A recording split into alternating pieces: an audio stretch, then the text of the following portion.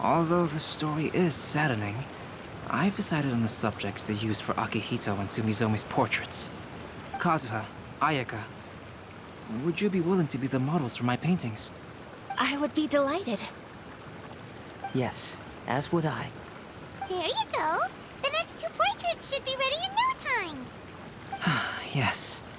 And now that all 4 stories have all been collected, the story of the Five Kasen is now fully completed.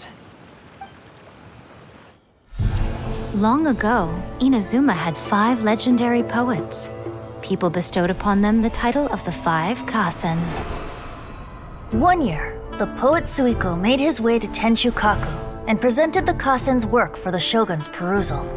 But a page from the works of Aoi no Okina had been torn out, and Suiko was questioned regarding the matter.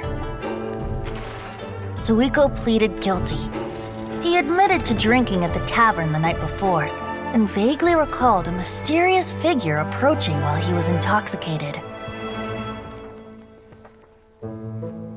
That figure was none other than Aoi no Okina himself. This turn of events had begun with an unnamed individual, under whose coercion, Aoi no Okina was forced to take drastic measures to retrieve a page of poetry.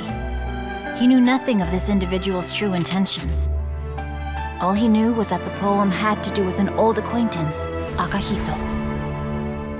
Akihito had once belonged to the Five Kasen. Each poem he composed, he marked with a scarlet red seal, hence the Aka in his name. Such a distinguished writer was he, and yet one of the poems he had submitted the previous year was found to be plagiarized. Akihito was exiled for his crimes, and only 4 of the Five Kasen remained. Sumizome went over Akihito's poems and noticed that the plagiarized poem lacked his seal. She immersed his poetry in a stream nearby, and only on the plagiarized poem did the ink run. Aoi no Okina passed by and witnessed Sumizome's doing, which he then recorded in a poem. Thus transpired the events of Suiko's poetry submission, and this is where the story comes to an end.